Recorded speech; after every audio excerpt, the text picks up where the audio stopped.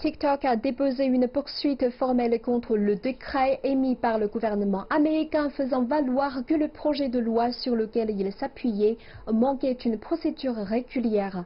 Il s'agit d'une contre-attaque importante de TikTok avec des armes légales, attirant ainsi l'attention de l'opinion publique. Plus de détails dans la rubrique Média Focus d'aujourd'hui avec mon collègue Yves Mouillet. Bonjour Yves. Bonjour Dodine. La première question, les médias, comment voient-ils le décret émis par la Maison-Blanche contre TikTok?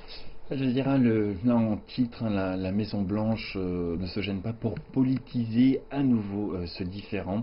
Donc TikTok avait déjà pourtant pris des mesures pour protéger la vie privée et la sécurité des données des utilisateurs américains notamment. Mais le gouvernement américain a sciemment ignoré les efforts de cette société et fait des reproches sans tenir compte des faits. Donc en outre, la Maison-Blanche a ordonné des sanctions sans préavis, sans dialogue ni conseil et en violation totale de l'application régulière de la loi. Donc on peut le dire une fois de plus, le gouvernement américain a politisé le différend et TikTok affirme qu'il n'a pas d'autre choix que d'agir pour protéger ses droits. Et quelle est donc l'excuse principale du gouvernement américain pour justifier ce décret?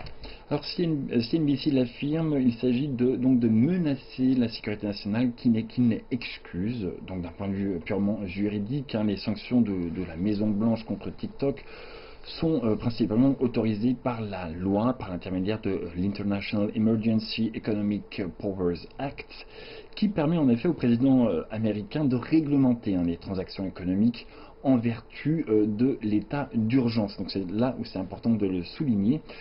Ce projet de loi ciblait auparavant principalement donc, des terroristes, des barons de la drogue ainsi que des hackers et il n'a jamais ciblé une entreprise technologique mondiale. Donc TikTok n'est pas un fournisseur de télécommunications ni un fournisseur de technologie et de services qui n'offre donc aucune de ces règles.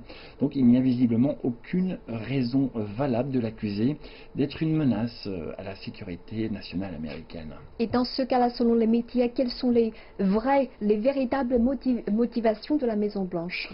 Donc Le Monde le précise, la répression est principalement motivée par des raisons politiques.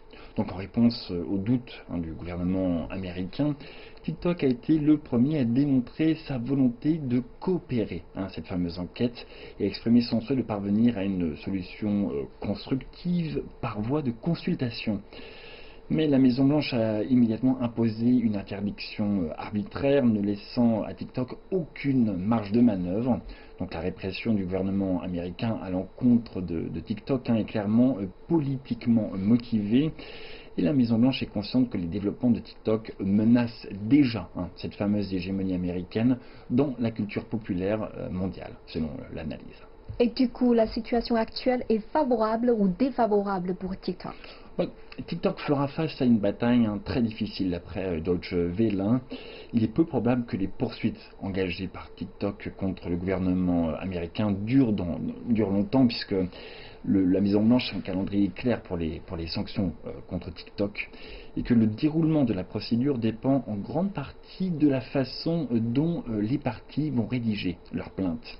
Donc selon l'analyse, TikTok ne devrait pas être affaibli par la répression ni par les menaces, où l'utilisation d'armes légales est un bon choix. Alors bien qu'il y ait bien entendu une bataille dure et qui va être très difficile à mener, une telle action pourrait maintenir TikTok sur le marché américain. Merci beaucoup Yves pour toutes ces informations.